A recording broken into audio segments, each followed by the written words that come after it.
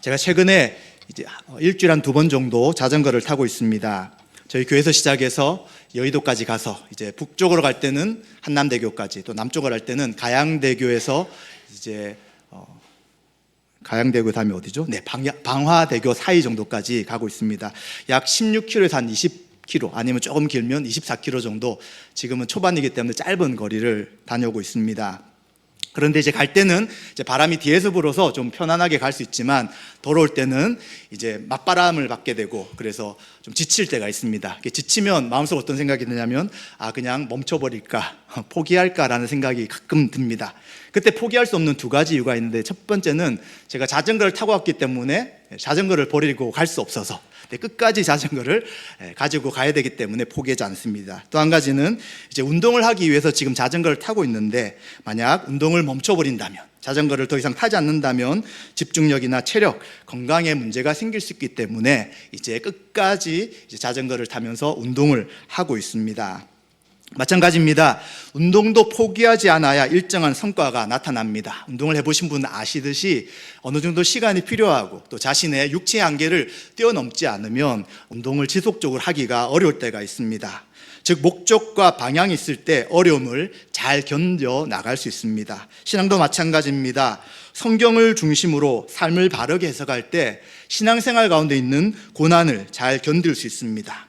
또한 수많은 상황 속에서 길을 잃지 않고 끝까지 인내하며 믿음의 경주를 할 수 있는 것입니다. 마찬가지로 사도 바울도 지금 에베소 성도들에게 편지를 쓰고 있습니다. 그런데 편지를 쓰고 있는 것이 로마 감옥입니다. 그는 감옥에 갇혀 있으면서 여러 가지 어려움을 겪고 있습니다. 그런데 바울은 뭐라고 이야기하냐면, 근심하고 있을 에베소 성도들에게 근심하지 말라라고 이야기하며, 내가 지금 이러한 고난을 받는 것이 도리어 당신들에게 영광이 되는 것입니다 라고 이야기합니다. 위로를 받을 사람이 대신 위로를 해주고 있는 그러한 상황입니다. 도대체 바울은 자신의 삶을 어떻게 해석하고 있을까요?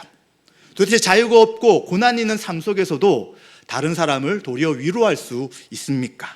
고난을 인생의 실패로 그는 해석하지 않았습니다. 복음을 전하다가 복음을 전하는 일에 막힌다면 실패했다라고 생각할 수 있지만 실패하지 않는 것이죠. 도리어 에베소 성도들에게 이러한 어려움 속에서도 하나님의 뜻이 드러날 수 있다라고 이야기해 주고 있습니다. 바울은 어떠한 생각으로 자신의 인생을 살피고 있는 것인가? 또 바울은 어떻게 자신의 인생을 해석하고 있는지를 생각하며 이 시간 함께 은혜를 나누고자 합니다. 먼저 3장 1절, 오늘 읽진 않았지만 1절에 보시면 이러므로 라고 1절이 시작됩니다. 이 1절은 동사가 없는 불완전한 문장입니다. 그래서 무엇인가를 이야기하려고 하다가 잠깐 멈추고 다른 이야기를 한다고 생각할 수 있습니다. 1절의 이러므로와 똑같은 표현이 14절에 보시면 이러므로라고 나타납니다. 14절을 이후에는 바울이 에베소 성도들을 위해서 기도하고 있습니다.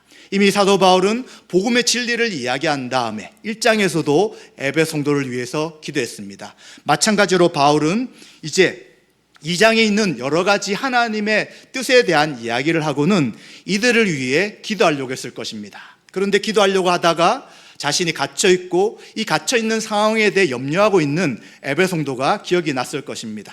그래서 먼저 그들을 위로하고, 또 내가 지금 왜 갇혀있는지, 지금 갇혀있는 이유가 무엇인지를 설명하며 이들에게 하나님의 뜻을 전하기 위해 잠깐 멈춰있다고 볼 수 있습니다.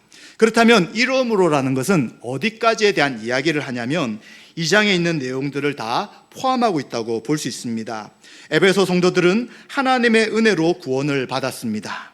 그리스도와 함께 살아났고요, 그리스도와 함께 높임을 받았고요, 그리스도와 함께 하나님 보좌 우편에 앉아서 하늘의 영광을 누리는 존재들이 되었습니다. 동시에 그들은 하나님의 가족이자 다른 성도들과 함께 하나님의 성전으로 지어가는 새 인류, 새로운 존재가 되었다라고 말씀하고 있습니다. 유대인과 이방인이 이제는 분리되어 있는 존재가 아니라 한 몸으로서 한 성령 안에서 하나님 앞에 성전으로 지어가고 있다고 말씀하였습니다. 따라서 바울은 이들을 위해 기도하고자 합니다. 그러나 기도하기 전에 자신이 왜 감옥에 갇혀 있는지, 자신이 당하는 고난이 왜 슬퍼할 일이 아닌지를 하나씩 하나씩 설명해 주고 있습니다. 사도 바울이 왜 감옥에 갇혀 있습니까? 그는 이방인들에게 그리스도 예수의 일을 하다가 갇혀 있습니다. 그리스도 예수의 일이란 것은 이방인들에게 예수 십자가의 복음을 전했기 때문입니다. 로마에서는 아직 기독교가 공인되는 종교가 아니었습니다.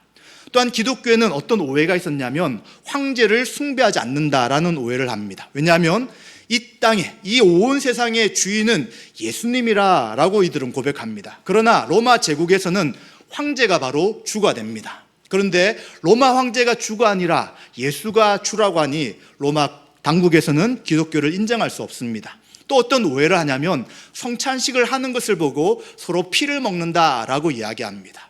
또 성도들이 서로 형제자매라고 이야기하는 것을 보고 이들이 근친상간을 한다라는 그러한 오해된 생각들로 인해서 이제 유대교는 인정하지만 유대인들 가운데 예수님 믿고 세워진 이 기독교, 그리스도교에 대해서는 이제 그들이 인정하지 않게 되었습니다. 그래서 그러한 복음을 전하다가 바울은 로마 감옥에 갇혀 있는 것입니다. 바울은 갇혀 있지만 그가 로마 황제나 로마법에 의해 제수라기보다는 예수님의 주권 가운데 갇혀 있다고 그는 고백한다고 볼 수 있습니다. 그는 예수님을 믿는 그 순간부터 자신의 생각과 계획대로 살지 않았습니다. 주님이 그에게 가라는 곳, 주님의 복음을 전하라는 그 일을 위해 그는 평생도록 헌신하며 수고했던 것이죠. 그래서 그는 로마 황제에 의해 또 로마 법에 의해 지금 감옥에 있는 이것이 아니라 주님의 일을 감당하다가 이방인 성도들을 위해서 지금 자신이 주님 앞에 갇혀있다, 로마 감옥에 갇혀있다라고 이야기를 해주고 있습니다. 그런데 바울은 에베소에도 복음을 전했고 또 계속해서 이방인들에게 복음을 전하는 주님의 일을 하다가 지금 감옥에 갇혀 있는 것입니다. 주의 일이 멈춰 있는 상황, 또 주님의 일들이 계속 확장되지 못하는 상황이기 때문에 이것을 들은 성도들은 당연히 근심할 수 있는 것입니다. 또 낙담될 수 있는 것입니다. 하나님이 살아계시는데 왜 우리 사도 바울을 복음을 전할 수 없도록 감옥에 두고 계시는지, 왜 빨리 풀려나지 않게 하십니까? 라는 생각들을 할 수 있는 것입니다. 그래서 바울은 이러한 성도들에게 자신의 현재 상황, 자신이 지금 왜 감옥에 있는지, 도대체 무슨 일 때문에 이러한 일을 당하고 있는지를 설명해 주고자 합니다. 자신의 삶을 그리스도의 비밀이라는 관점으로 해석해서 성도들에게 낙담하지 말라라고 전하고 있는 것입니다. 이절에 보시면 사도 바울은 하나님의 그 은혜의 경륜을 너희가 들었을 것이다 라고 이야기합니다. 지금 에베소에는 경륜이라는 표현이 두 번 나타나는데 지금 2절에 나타난 경륜이라는 것은 이제 두 번째 뜻으로 이해할 수 있습니다. 첫 번째 뜻은 하나님 자신이 계획하시고 시행하시는 어떤 계획과 행동을 하나님의 경륜이다라고 말할 수 있습니다. 또 한 가지 뜻은 하나님이 누군가를 세워서 그에게 일을 맡기시고 사역을 행하게 하시는, 직무를 주시는 것을 경륜이라고 이야기할 수 있습니다. 여기서는 두 번째, 사도 바울을 이방인에게 복음을 전하는 사도로 세웠다는 그 직무, 그 일에 대해서 이야기하는 표현이라고 말할 수 있습니다. 그러나 이 표현을 이야기할 때 은혜로 주셨다라고 이야기합니다. 왜 그렇습니까? 은혜는 받을 자격이 없는 자에게 주시는 하나님의 호의입니다. 바울이 어떤 사람이었습니까? 예수 그리스도를 믿는 자들을 잡아 죽였던 사람입니다. 또 스데반이 이제 잡혔을 때에 스데반이 죽어도 괜찮다, 그는 하나님의 이름을 망령되게 일컬었고 하나님 이름을 못 오겠다라고 하면서 사형을 하도록 할 때 증인의 역할을 했습니다. 이 증인은 그냥 보고만 하는 것이 아니라 먼저 자신이 그 사람을 돌로 쳐야 되는 것입니다. 그래서 스데반을 돌로 쳐 죽이며 이제는 예수님을 믿는 모든 사람들을 잡아서 이 교회 자체를 멸절시켜 버리겠다라고 생각했던 사람이었습니다. 그런데 그는 다메섹으로 가는 길에 부활하신 예수님을 만나게 되고 이제 그는 예수 그리스도가 바로 하나님이신 것을 알게 되며 그에게 주신 사명이 이방인들과 유대인들에게 예수님의 죽으심과 부활을 전하는 사명을 받게 된 것이죠.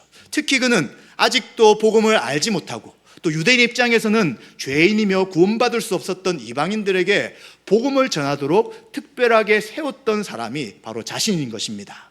그래서 그는 늘 자신의 삶을 돌아보며 이야기할 때 자신은 은혜로 직분을 받은 자다, 자신은 죄인 중에 가장 큰 죄인이다, 나는 사도들보다 가장 작은 자다라는 고백을 하고 있는 것이죠. 그래서 바울은 은혜로 나에게 사도의 직분을 주시고 이 직분 때문에 자신이 갇혀 있다라고 이야기합니다. 그런데 그는 이 모든 일들, 이 갇힌 일들 가운데서는 비밀을 전하기 위해서 갇혔는데, 이 비밀은 이미 에베소서 1장과 2장에 있는 내용을 읽으면 알 수 있을 것을 이야기해 주고 있습니다. 바울은 이미 1장과 2장에서 비밀이 무엇인지, 하나님이 그동안 감춰져 있다가 이제 드러내신 비밀이 무엇인지를 설명하였습니다. 그리고 이 비밀에 대해서는 바로 그리스도의 비밀이다라고 4절에 이야기해 주는 것입니다. 비밀은 알 수 없는 거예요. 이 비밀은 알 수 없는 것인데 하나님의 비밀이기 때문에 하나님이 그 비밀을 알게 하실 때만 알 수 있는 것입니다. 그런데 하나님은 이 비밀을 그리스도의 비밀이라고 하면서 그리스도 안에 감춰져 있었고 하나님 안에 감춰져 있던 비밀을 바울에게 알게 하시고 이제 그 일을 전하기 위해서 사도로 부르심을 받았다라고 이야기해 주는 것입니다. 도대체 어떤 비밀입니까? 그것은 우리가 다 알다시피 하나님의 구원의 계획이 감춰져 있었던 것입니다. 하나님이 세상을 창조하시고 아담과 하와를 만드셨습니다. 그리고 그들은 하나님의 형상과 모양으로 만드시며 이제 온 세상을 다스리는 세상의 청지기로서 역할을 주셨습니다. 그런데 하나님은 하나님이 창조주시며 인간이 이제 피조물 것을 기억하도록 하기 위해 선악을 알게 한 나무 열매를 주시고 그것을 먹지 말라고 명령하셨습니다. 먹으면 반드시 죽는다라는 명령을 하셨습니다. 그런데 아담과 하와는 사단의 유혹에 의해 그것을 먹게 되며 하나님과 단절되며 타락하고 이제 죽음에 이르게 되었습니다. 이제 죽음으로 인류가 하나님과 단절되고 이제 인류는 타락함으로 모든 것이 훼손되고 끝나버렸습니다. 그런데 하나님은 끝났다고 보지 않으시고 이제 이 인류를 구원하기 위한 하나님의 구원의 계획을 진행해 나가시는 것이죠. 그 구원의 계획이 비밀이라고 할 수 있는 것입니다. 죄로 인해 타락한 인류, 하나님과 온수되었던 인류, 이들을 구원하시기 위한 하나님의 그 계획을 이제는 드러내시며 알리시며 그 일들을 이루어 가신다는 것입니다. 그런데 이러한 구원의 계획은 바로 마지막 때 드러난다고 이야기하는데 이 마지막을 종말이라고 이야기합니다. 그런데 이 종말은 세상이 끝나는 종말을 성경에서는 이야기하지 않습니다. 성경에서 말씀하시는 종말은 종말을 가져오실 예수님의 초림부터 시작해서 재림까지를 종말이라고 이야기하는 것입니다. 왜냐하면 죄로 타락한 이 세대가 이제는 마무리가 되고 새로운 시대가 열리는 것이 바로 종말이 되는 것입니다. 그래서 예수님 오셔서 종말에 하나님의 복음을 선포하시고 또 승천하신 이후에 성령님을 보내심을 통해 종말에 이루어질 하나님의 그 비밀이 온전히 드러내게 하셨다는 것을 이야기해 주는 것입니다. 사도 바울은 이러한 하나님의 구원의 비밀, 그리스도 안에 있는 비밀을 드러내며 증거하는 역할을 하게 되었고 이 일을 위해서 일꾼이 되었다라고 말해주는 것이죠. 그런데 이것은 은혜로 된 것입니다. 자격도 없었고 그것을 전할 만한 역할도 할 수 없는 사람이었습니다. 왜냐하면 거룩하시며 죄가 없으시며 긍휼과 사랑이 많으신 하나님이 사도 바울보다 훨씬 이 일을 잘할 사람에게 그 일을 맡길 수 있습니다. 이미 12명의 사도가 있었기 때문에 하나님은 12명의 사도를 통해서도 이 일을 충분히 할 수 있었습니다. 그럼에도 불구하고 바울이란 자에게, 사울이란 자신에게 이 일을 맡겼기 때문에 이것은 너무나도 큰 은혜이며 이 맡은 직분을 생각할 때마다 그는 감사하며 하나님 앞에 믿음으로 이 일을 감당하고 있다는 것을 그는 이야기해 주는 것입니다. 그렇다면 이 바울에게 알리신 비밀의 그 내용들이 무엇입니까? 이 세상을 하나님께서는 어떤 방식으로 구원하시겠다는 것입니까? 그 이야기가 이제 두 가지로 나타나게 되는데 먼저는 6절에 있는 말씀 그리고 10절에 있는 말씀 이 두 가지를 통해서 하나님이 바울에게 알리신 그 비밀의 계획이 어떠한 것인지를 이야기해 주고 있습니다. 먼저 6절에 보시면 이제는 이방인과 유대인들이 한 몸이 되어서 하나님 앞에 나아가게 하신다라고 이야기해 주고 있습니다. 유대인들은 율법을 받은 사람들입니다. 하나님의 택함 받은 백성으로서 하나님 앞에 구원받은 자들이라고 생각하였습니다. 그래서 스스로 아브라함의 자손이라고 이야기하고 또 모든 유대인 남자들은 할례를 받아서 구원의 표를 가지고 있는 사람들이었습니다. 그런데 하나님의 복음은 유대인으로 멈추는 것이 아니었습니다. 이미 유대인들이 생각하는 그들의 조상 아브라함을 부르실 때도 아브라함을 통해 온 민족이 복을 받을 것이라고 말씀하여 주셨습니다. 그런데 유대인들은 아브라함의 후손, 할례를 받을 사람, 혈통적인 유대인들만 구원받을 것이라고 생각했죠. 그런데 하나님의 계획은 유대인으로 멈추는 것이 아니었습니다. 바로 유대인과 이방인들이 그리스도를 믿는 믿음으로, 그리스도의 피로 인해서 이제는 한 몸이 되게 하신다 하는 것이 바로 하나님의 구원의 비밀이었던 것입니다. 죄로 인해 하나님과 단절될 뿐만 아니라 인간과 인간이 단절되었습니다. 하나님을 떠나 마음대로 죄를 짓고 살았습니다. 허물과 죄로 인해 본질상 진노의 자녀로 살았던 자들입니다. 어떻게 해도 구원받을 수 있는 길이 없었습니다. 그런데 예수님이 우리 죄를 대신하여 형벌받으시고 십자가에 죽으셨습니다. 그리고 그 예수님의 흘리신 피가 나의 죄를 위함이라는 것을 믿는다면 유대인이든 이방인이든 아무런 차별 없이 다 구원 얻게 하신다는 것이 바로 감춰져 있던 비밀이라고 이야기해 주는 것입니다. 그래서 유대인이든 이방인이든 동일한 방식인 것입니다. 행위가 아니라, 율법을 지키는 방식이 아니라 예수 그리스도를 믿는 믿음으로만 의롭게 되며 하나님의 자녀가 되는 것이죠. 그래서 이제는 이방인들이 이 복음에 참여한 것입니다. 이 기쁜 소식에 참여한 것입니다. 그래서 5절에 보시면 이들이 그리스도의 안에서 함께 상속자가 되었다라고 이야기합니다. 하나님 나라의 모든 상속을 받아 풍요한 은혜를 누릴 수 있도록 하셨다는 것입니다. 또한 함께 지체가 되었다고 이야기합니다. 유대인으로만 구성된 하나님의 백성들이 아니라 유대인과 이방인들이 이제는 그리스도의 몸이 되었습니다. 성경은 이것을 뭐라고 합니까? 바로 교회라고 하는 것입니다.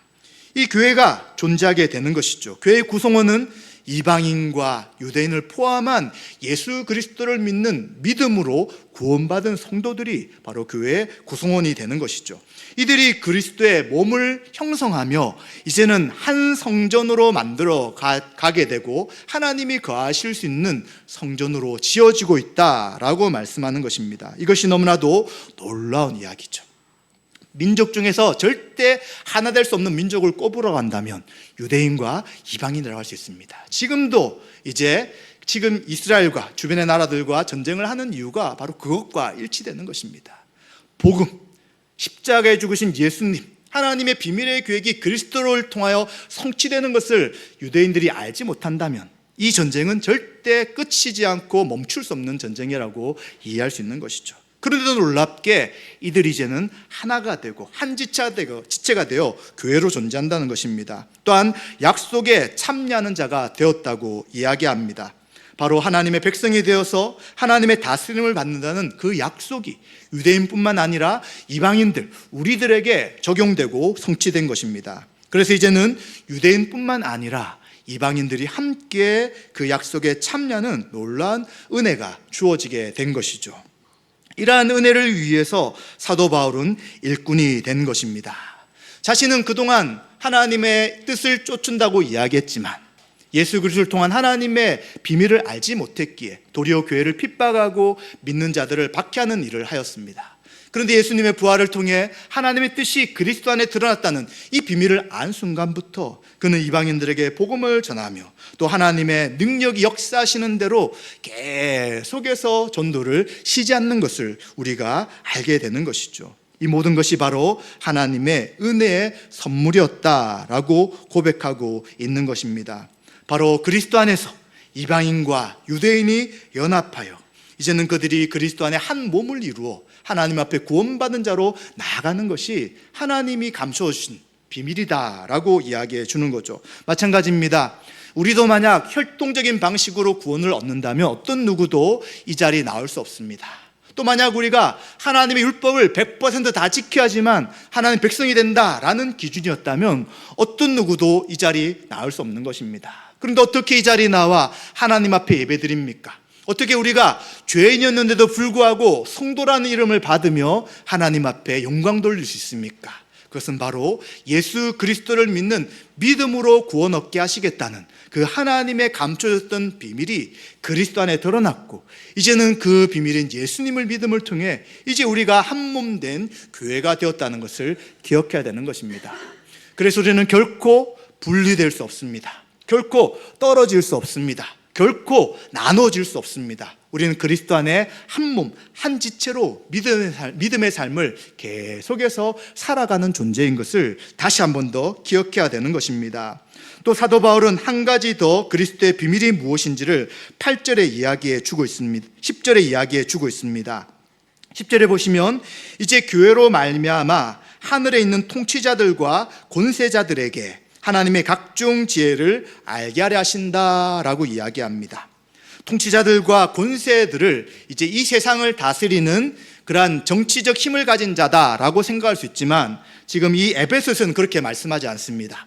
왜냐하면 에베소서 6장에 보시면 우리의 씨름, 우리의 영적 싸움은 혈과 육, 사람과의 관계가 아니라고 이야기합니다. 하늘에 있는 악한 영과의 영적 싸움이라고 이야기하는 것이죠. 그래서 마찬가지로 이 표현도 통치자와 권세를 통해 세상을 다스리려고 하는 사단과 귀신들을 이야기하는 것입니다. 그런데 이 악한 존재들이 왜 하나님의 지혜를 보일 수 있다고 이야기합니까? 그것은 바로 예수 그리스도를 믿는 믿음으로 유대인과 이방인이 하나가 되었습니다. 하나 될 수 없었던 자들이 하나가 되었죠. 그리고 아담과 하와의 죄를 이어서 하나님과 원수되며 심판 가운데 있었던 자들이 이제는 그리스도 예수 안에서 하나님의 백성이 되게 되는 것이죠.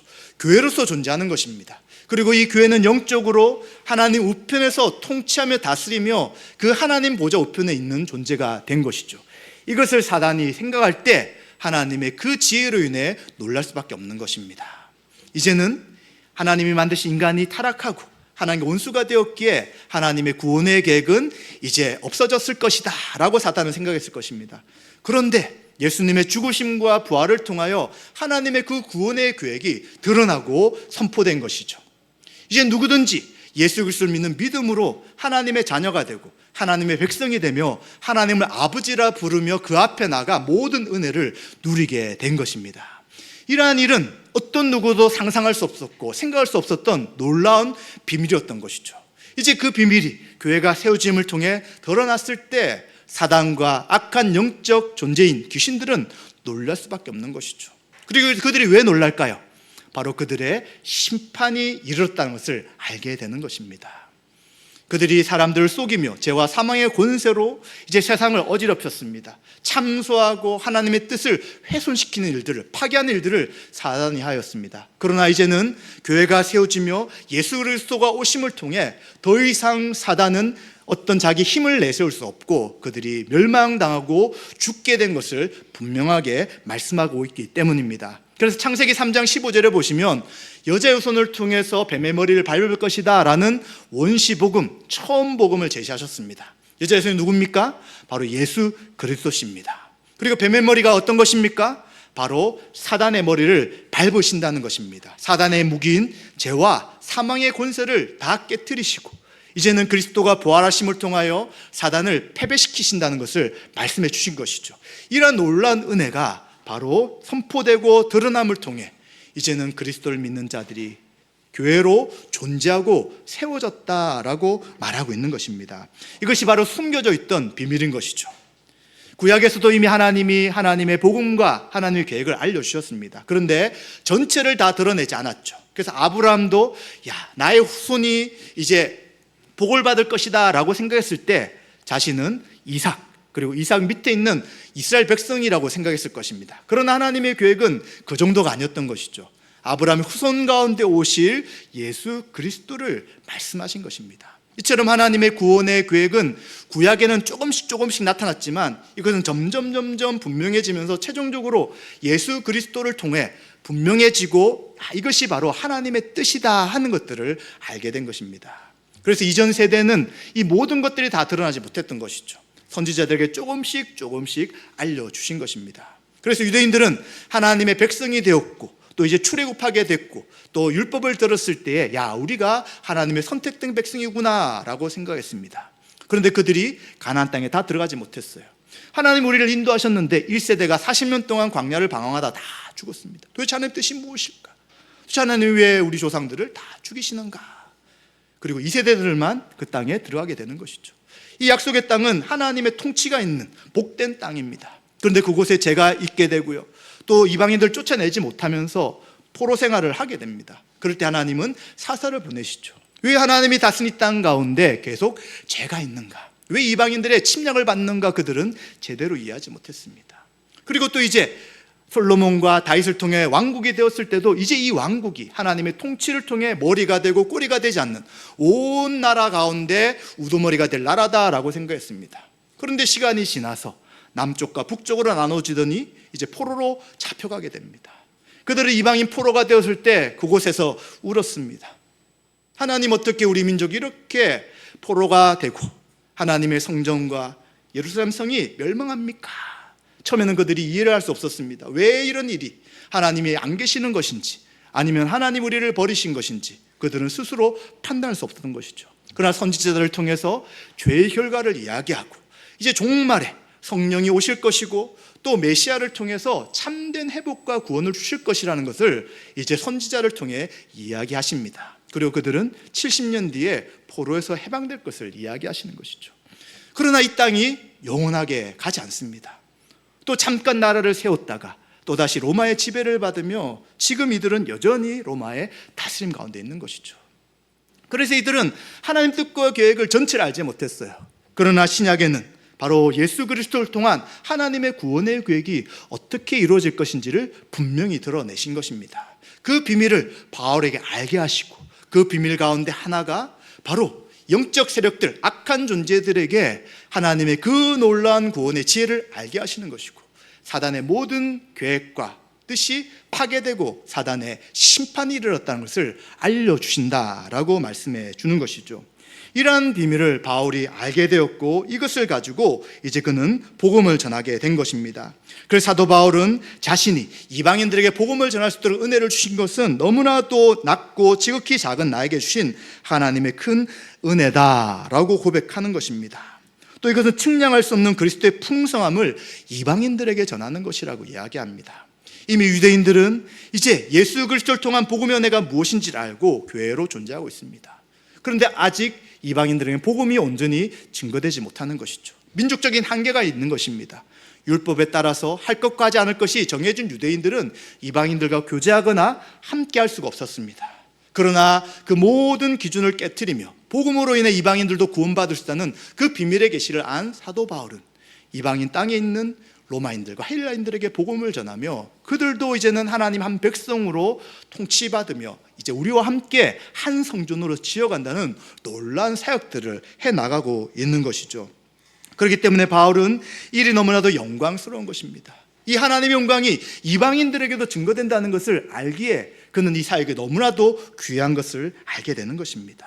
유대인뿐만 아니라 이방인들에게도 이 구원의 풍성함이 증거되는데 자신같이 보잘것없는 자를 사용하신다는 것에 대해 바울은 감사할 수밖에 없고 놀랄 수밖에 없는 것이죠.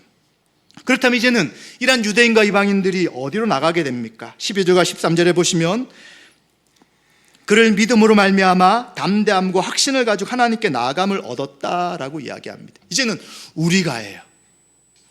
유대인 믿는 자뿐만 아니라 이방인 믿는 자가 함께 교회로서 하나님 앞에 나간다고 이야기합니다. 담대하다는 것은 성도가 두려움이나 부끄러움 없이 하나님 앞에 서게 하신다라는 것을 이야기합니다. 우리가 알다시피 하나님은 거룩한 분이에요. 우리가 일주일 동안 삶을 생각할 때 하나님 앞에 정말 설 수 있습니까? 우리의 모든 마음과 행동을 하신 하나님 앞에 떳떳하게 설 수 있습니까? 설 수 없죠. 그런데 설 수 있어요. 담대하게, 확신을 가지고. 왜요? 예수 그리스도가 우리의 죄를 용서하시고 예수님 우리에게 그의 온전한 의를 전가시켜 주셨기 때문에 우린 예수님으로 인해 하나님을 아버지라 부르며 담대히 설 수 있는 것입니다. 그래서 예수님을 믿는 성도님들은 하나님 편에 나왔을 때 하나님 나를 받으실까요? 나 같은 자 예배를 받으실까요가 아니라 예수 그리스도를 믿는 분명한 믿음이 있다면 우리의 죄를 자백하시고 하나님 앞에 담대하게 예배드리며 나아갈 때에 하나님이 우리의 모든 것을 받으신다는 것입니다. 그리고 또한 에베소 3장 12절에는 나아간다라고 이야기합니다. 나아간다는 것은 거룩하신 하나님 앞에 나아가는 권리, 특권을 가지고 있는 것입니다. 우리 성도 교회가 왜 위대한 곳입니까? 바로 세상을 만드시고 창조하신 그 하나님을 아버지라 부를 수 있고 아버지라 부를 때 아버지께서 우리에게 모든 것을 주실 수 있기 때문에 이 교회는 영광스러운 것입니다. 그래서 우리 또한 하나님의 백성으로서 이제는 홀로 떨어져 있던 존재들이 이제 하나가 되어 하나님을 아버지라 부르며 그 은혜 자리에 날마다 나가는 것입니다. 하나님 은혜를 내려주시고 우리 함께 하시며 성령으로 충만케 해달라고 구할 때 하나님 우리의 기도를 들으시며 우리에게 풍성한 은혜를 부어주시는 것입니다. 교회 가운데 그리스도의 충만함으로 가득 차게 해주시는 것입니다. 이것이 바로 담대하게 하나님 앞에 나갈 수 있는 그러한 권리며 특권이라고 이야기하는 것입니다. 이처럼 사도 바울은 분리되었고 하나 될 수 없었던 유대인과 이방인이 그리스도 안에 하나가 되었습니다. 또 이제는 하나님의 그 놀라운 지혜가 악한 영적 세력들에게 나타나고 사단의 심판이 선고되는 그 교회가 드러남을 알게 되었습니다. 그리고 이제는 유대인과 이방인이 하나가 되어 하나님 앞에 담대하게 나가게 되는데 이 일을 자신에게 알게 하시고 이 일을 전하도록 사명을 맡기셨다는 것이 얼마나 큰 은혜입니까? 그래서 그는 13절에 이렇게 고백하는 것입니다. 너희를 위한 나의 여러 환난에 대하여 낙심하지 말라. 이는 너희의 영광이니라. 낙심할 일이 전혀 아니라는 것입니다. 지금 자신이 감옥에 갇혀 있을지라도 복음이 멈춘 것이 아니고요, 자신이 이 땅에 감옥 안에서 고통스러워하고 힘들어하고 내 인생은 왜 이럴까, 왜 사역을 하더라도 실패할 것인가, 그것을 염려하는 것이 아니라 이 영광스러운 일의 비밀을 알고 그 비밀이 어떻게 진행되는지를 알기에 사도 바울은 자신의 인생이 하나님 앞에 큰 은혜를 받았다라고 해석하고 있다는 것을 이야기하는 것입니다. 이러한 바울의 삶의 이해에 대한 해석, 자신이 왜 갇혀 있는지에 대한 것을 분명히 인식하는 그 해석이 이 말씀을 듣는 에베소 성도들에게 어떤 마음을 줄까요? 이들도 여전히 고난과 환난 가운데 있습니다. 로마 시대 예수 믿는다는 것은 생명을 내놓는 일인 것입니다. 그러나 그들이 믿게 된 것이 바로 하나님이 구원하시기 위한 그 감추셨던 비밀인 것이고, 유대인과 이방인이 하나 되어 하나님 앞에 나아가며 하나님을 아버지라 부르며 모실 수 있는 그 특권과 은혜를 주신 것을 이들이 안다면 지금 잠깐 당하는 고난과 어려움이 아무런 문제가 되지 않는다고 이들은 격려받고 위로받을 수 있게 되는 것이죠. 도리어 위로받아야 할 바울이 이 하나님이 그 인생 가운데 행하신 그 놀라운 비밀의 계획이 무엇인지를 이야기함을 통해 도리어 연약하고 힘든 자를 격려하고 위로하고 세우는 일들을 감당하는 것을 우리는 알게 되는 것입니다. 바울은 왜 감옥에 있는 고통 속에서도 에베소 성도들을 위로할 수 있었습니까? 바로 자신의 부르심과 하고 있는 일의 가치, 사명을 알고 있었기 때문입니다. 우리가 만약 교회로 부르신 이 부르심의 놀라운 뜻을 안다면 우리는 교회에 모이는 것, 예배 드리는 것, 그리스도 하나 된 이 일들을 소홀히 생각하지 않을 것입니다. 대충 그냥 내가 교회에 오고 싶어서 교회에 왔고 또 누구의 전도를 받아서 이곳에 와서 예배 드리지가 아니라 그 창세부터 계획된 하나님의 구원의 계획이 우리 가운데 나타나게 하시고 이곳에 교회를 세우게 하시고 우리를 이곳에 모으게 하셨다는 것을 알며 하나님 앞에 교회의 존재, 그 온전함을 이해하게 될 것입니다. 하나님이 아무것도 아닌 바울에게 세상을 구원하기 위한 하나님의 구원의 경륜을 알게 해주셨습니다. 감춰져 있었고 그 전 세대는 제대로 알 수 없었던 것을 바울에게 알게 해주셨습니다. 그것뿐만 아니라 이제는 이방인들에게 복음을 전함을 통해 유대인과 이방인이 그리스도 안에서 하나님 백성으로 구원받게 하는 그 일에 그를 사용하여 주셨습니다. 그렇다면 우리는 어떻습니까? 우리가 교회 안에서 어떤 일들을 하고 있습니까? 지치고 힘들 수 있습니다. 굳이 내가 이 일을 왜 했을까라는 생각도 할 수 있습니다. 그러나 이것이 우리가 맡긴 것, 사람이 맡긴 것이 아니라 하나님이 그리스도를 통해 우리에게 맡기신 직무라면, 은혜로 맡긴 일이라면 우리는 이 일에 대해 감사함으로 충성을 다해야 되는 것입니다. 그리고 이 일을 감당할 때 누가 힘을 주시나요? 하나님이 성령으로 함께 하시는 것입니다. 내 힘으로 한다면 할 수 없는 것이죠. 그러나 성령이 우리와 함께 하셔서 이 일을 하게 하신다면 우리에게 맡기신 직무, 그리고 우리에게 맡기신 일들, 사역들, 또 직분들을 충성스럽게 감당하는 것이 바로 그 하나님의 뜻을 제대로 이해하는 성도의 삶이라고 할 수 있습니다. 바로 이 교회는 영적 존재들 앞에 하나님의 지혜가 무엇인지를 드러내는 역할을 하는 것입니다. 그래서 우리는 교회를 위해 기도해야 되는 것이고요, 교회의 영광을 위해 하나님 앞에 순종해 나가야 되는 것이고요, 하나됨을 힘써 지켜 나가야 되는 것이고, 교회가 교회되기 위해 하나님 말씀이 바르게 선포되고 그 말씀을 배우며 주님의 뜻대로 살아가는 삶을 살아야 되는 것은 너무나도 당연한 것입니다. 그렇다면 이제 한번 우리 자신에게 적용해 보십시오.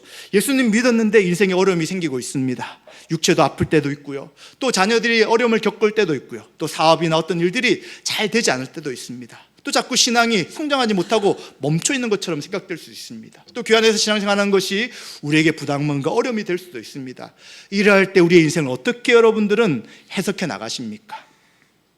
오늘 사도 바울처럼 말씀으로 하나님의 그 구원의 계시인 복음으로 우리의 삶을 해석하지 못한다면 아마 우리는 원망과 불평이 가득할 것입니다. 하나님 우리에게 베푸신 이 놀라운 구원의 은혜에 대해 감사하지 못하고 왜 나에게 이곳에 있게 하셨습니까? 왜 나에게 굳이 예수님을 믿게 하셨습니까? 왜 나에게 이런 어려움을 겪게 하십니까? 라고 하며 우리 인생은 낙담과 낙심 속에서 아마 하나님의 은혜를 잊어버리는 삶을 살 수 있을 것입니다. 그러나 그것이 아니라 하나님 우리를 구원하신 그 숨겨진 비밀의 계시가 말씀을 통해 드러나고 이제 예수님을 통해 우리가 구원받아 교회가 되었다면 이제 우리 인생을 다시 한번 해석해 가야 되는 것입니다. 내 인생의 의미가 무엇인가? 내가 지금 무엇을 위해 살아가고 있는가? 우리 교회로 우리를 불러주신 목적과 뜻이 무엇인가? 또 내가 지금 하고 있는 교회에서의 사역들의 의미가 무엇인지를 바르게 이해할 수 있게 될 것입니다. 그럼 우리는 어떻게 될까요? 하나님 앞에 감사하는 것입니다. 하나님의 은혜를 찬양하게 되는 것입니다. 성령의 능력을 힘입어 최선을 다해 우리에게 맡긴 일들을 감당해 나가는 것입니다. 고난과 힘듦과 어려움이 있을 때 낙담하는 것이 아니라 도리어 다른 사람들을 위로하고 내가 이러한 은혜를 받았기에, 내가 이러한 하나님의 비밀을 알기에 감사합니다. 당신도 힘을 내시고 함께 믿음의 삶을 살아가십시오 라고 격려할 수 있을 것입니다. 이러한 은혜가 저와 여러분들에게 있기를 소망하며 우리 인생을 성경의 근거로, 말씀의 근거로 바르게 해석해 나가시는 저 여러분 되시기를 주님의 이름으로 축원드립니다.